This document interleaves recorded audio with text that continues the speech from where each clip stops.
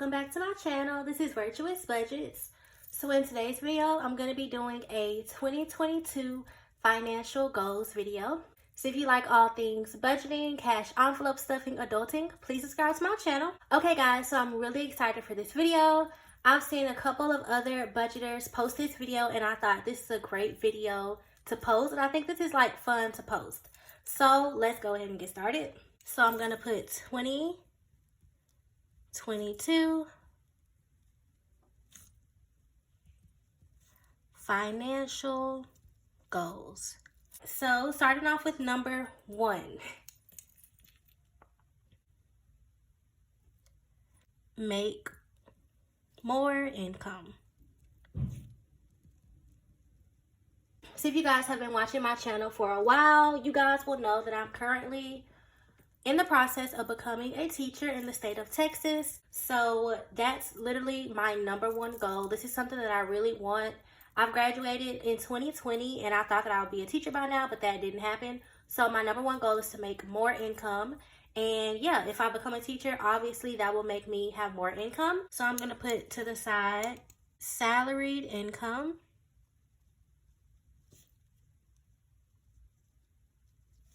And then I'm going to put teacher. So that is my number 1 goal, because once this happens, then of course I will have more money to do the things that I want and reach the rest of these other goals. So yeah, that's my number 1 goal, is to have salaried income and become a teacher. The timeline for this will be May 2022. So the reason why I put May 2022 is because teachers, for the most part, they get hired during the summertime because that's before school starts. So I have 2 tests I think I need to pass, and I have another subject test I need to pass. So I need to get these tests done in May. So I have about 3-4 months to get this together, and it's literally crunch time. So I'm really hoping I can get this done so I can become a teacher. And like I said, my goal to make salary income will be May. That way I can turn in applications. They can see that I got everything completed and I can become a teacher and make this salary income. Hopefully I can get this done by May, so I can go ahead, have interviews, and become a teacher by August by the time school starts. So that is my number 1 goal, which is to make more income and become a teacher. After that, number 2, I'm going to put save $1,000 in my emergency fund.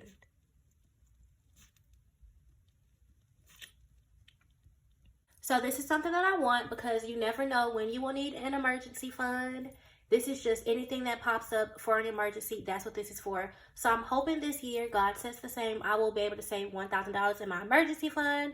Ultimately, I would love to save $3,000. To me, I think that would be fully funded at $3,000. But for now, a good start for this year would be to save $1,000. And yeah, that's my goal. I am saving right now for my emergency fund, but overall, I would like to save $1,000 in this year, 2022. Number 3 is I would like to save $1,000 in my savings fund. So this is for savings. I would like to save $1,000. Also, this is not the final number I would like to save, but like I say, this is a good start. So $1,000 in my savings fund. That would be a really good amount. Next up, number 4. Also, these 2 do not have dates that I want this to be completed by. This is just overall by the whole year. So this one has a date. This one does not have a date. I would just like to have this done. Number 4 would be to save. As y'all can see, a lot of this stuff is saving because I'm so serious about saving. Especially these sinking funds. It's really important. So I like to save $400 in my medical fund. This would be for my contacts, glasses, co-pays, medicine, things like that. And also, when I did the math for this year, I spent about $200 for my contacts and glasses. So I think an extra $200 would be good for medicine and things like that, doctor visits. Also, this does have a date that I'd like to have this saved by. This would be August 2022, and the reason why is because that's when my contacts and glasses prescription is due. So I would need to have my contacts by this time. So that's when they would be I will need to order some new contacts and my glasses. Next would be to save $400 for counseling. So if you guys have been watching my videos, you guys would know that I want to start counseling. God says the same this upcoming year, so that's something that I really want to do. So I think $400 would be pretty good in counseling. I'm not really sure how much it would cost, but I think $400 would be a pretty good amount. That way I can go do my counseling sessions. I would like to just fully fund it and then pay for it, so I wouldn't have to just get money out of my paycheck. I like to have the money already there. That way it'll be like less stressful. Also, there is no date for this. I just know I want to go in this upcoming year. So there's no date I'd like to have this by. I would just like to go. So overall, for like my medical funds all together, that would be $800 in my medical fund. So when I look at it, that looks crazy. This is like a big amount, but I know I can do it, especially once I make more money. I know it can be done. Okay, so after that, my fifth goal would be to save $500 in Christmas.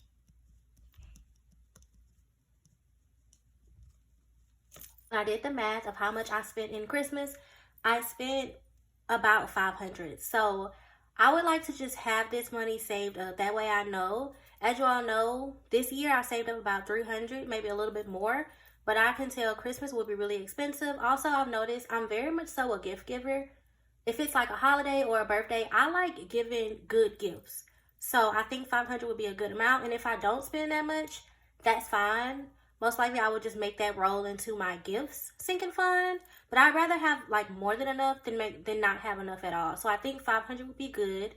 And also this time around, I may try to get people like a set amount of how much I can spend. That way I won't just spend so much on one person, because I kind of noticed that I spend a lot, you know. So I want to make sure I have each person like a goal amount they could have. I would like to have this done by November.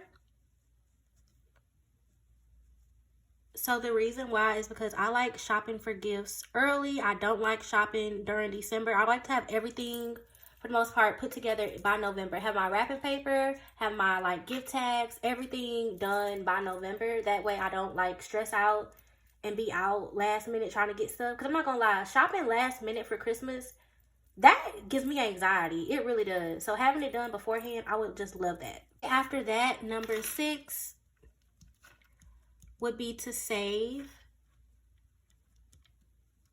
$500 for my birthday. So this is something that I want to do because with last year, I've noticed I was really trying to get the money together like last minute, you know. So I think having a goal amount and putting it all in my birthday fund would be good. Now, who's to say I would spend $500, but I was thinking about it. And hopefully this year, I really hope to get my hair done professionally, get my nails done, you know, get stuff done. So yeah, I think $500 would be good. Also, I haven't got my lashes done in about 7 or 8 months. So for my birthday, I really want to treat myself, especially in beauty. So lashes, nails, hair, I want to get that stuff done. And an outfit, just anything like that. I want to treat myself this birthday. And I did last year. But like I say, this time around, I want to have like goal amounts I want to save. That way it won't feel like I'm saving last minute. So yeah, $500 for my birthday. I think that would be pretty good. And who's to know that I would really spend it? I would just like to have it, you know, it's better to be more than prepared than not prepared at all. So I like to have this done by August. My birthday is in September 3rd. But having it done by August would just, you know, like I say, it'll be like less stressful having it done beforehand. Because my birthday is the very beginning of September. Okay, number 7 would be, now this right here, I don't know how I will get this done. I'm not even sure, but this would be a very good like goal. So it would be to pay for grad school in cash. So let me explain this one. So I am in grad school currently.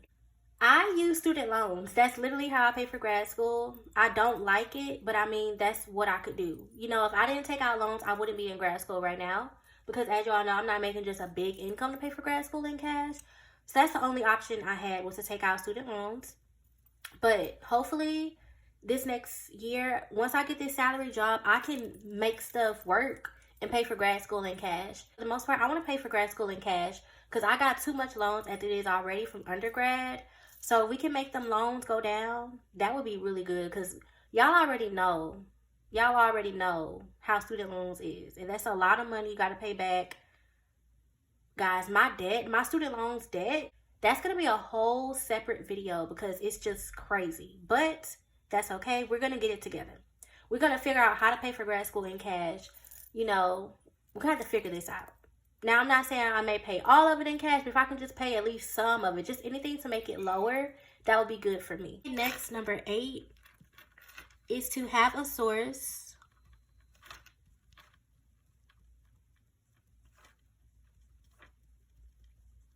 of side income.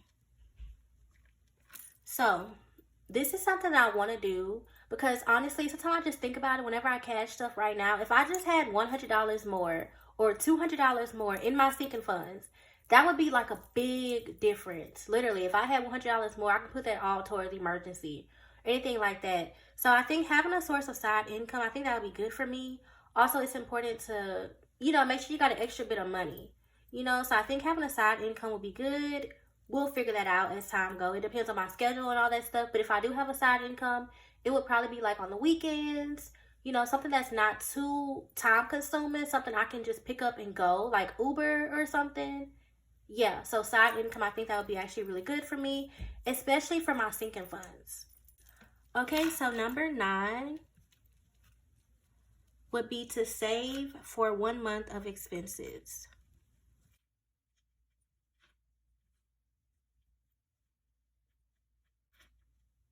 So this is something that I haven't talked about on my channel just yet because I was just doing the math and figuring things out as they go. But I did calculate my expenses for 1 to 3 months, and I do have the total amounts and everything. I will post my video of me explaining how I got my expenses amounts. But for now, I want to save for 1 month of expenses. I'm thinking that I will start saving up for this once I fully fund my emergency fund. Maybe once I fully fund my savings fund, but I know for sure once this emergency fund reaches 1,000, then I will start saving for my 1 month expenses. This will be for, God forbid, if I were to lose my job or just anything unexpected, like COVID, for instance. I remember during college when COVID happened, I had to move back home and I literally had no money. All I had was to pay my bills, and that's it. I did not like that because I wasn't able to get my nails done. I wasn't able to get my hair done. Like, I literally had no money, like literally nothing. So if I wanted to go out to eat, couldn't go out to eat, couldn't buy no food. All I had was bills. So having 1 month of expenses for my bills, my sinking funds, and my cash envelopes to live off of, I would love that. It would just give me a sense of peace just in case anything would happen. It's a crazy time we live in with COVID and just anything. Saving up for 1 month of expenses will be really good. It's just always good to be prepared than not prepared.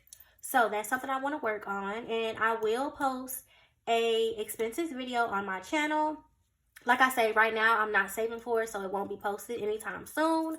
But hopefully once I save up this 1,000, then I will work on these expenses, and I'll post my video and you guys can see what my 1 month expenses is and everything like that. Okay, last one, number 10.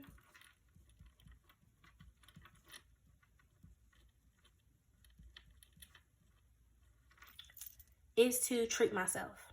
So let me go into details about this. This means hair and nails. So as you all know, with my hair right now, for the most part, I do my hair myself. I know how to do crochet braids. I know how to do wigs. I know how to do like singly twists. Some things I know how to do on my own.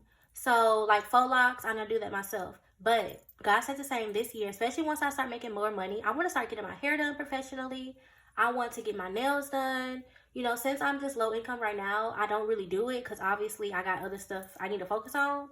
But once I get, this together, I'm going to start getting my hair done, getting my nails done. Because sometimes I just get tired of doing things myself. Sometimes you just want to go, get your hair done professionally, get a nice little silk press or just anything. So I definitely want to treat myself. This will be for like obviously my birthday, you know, Christmas, special occasions, I want to treat myself more. So I want to make sure I incorporate this in my budget because sometimes I don't. But every once in a while, I do want to treat myself, get my hair done, especially because I don't get my hair done a lot. 9 times out of 10, I do my hair myself. But I do want to start getting my hair done professionally, you know, making sure my hair is good. Nails too. Alright guys, so this is my 2022 financial goals. Thank you guys so much for watching.